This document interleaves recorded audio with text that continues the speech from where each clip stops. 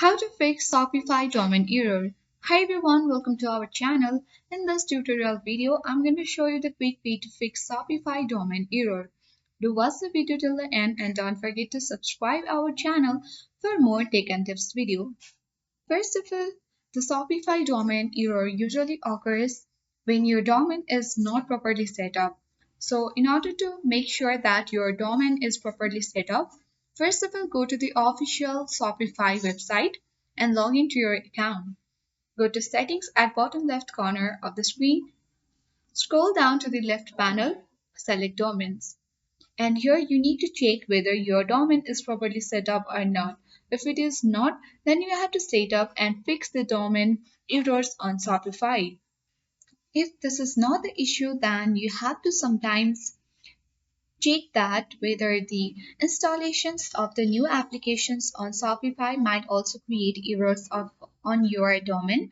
So you have to check and install the application to persist the issue. For that, go back to the settings again at bottom left corner of the screen, select apps and sales channels.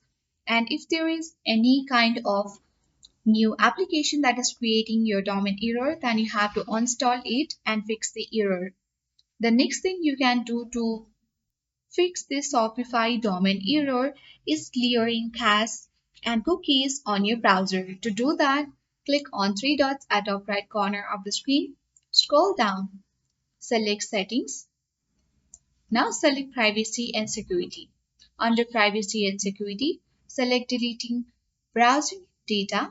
And here you need to check mark browsing history, cookies, and other site data and cached emails and files. Once done, click on Delete Data and you have to check whether your Shopify domain error has been persisted or not. If not, you can also contact the Shopify support team and fix Shopify domain error. I hope this video worked. Thank you for watching. See you in the next video.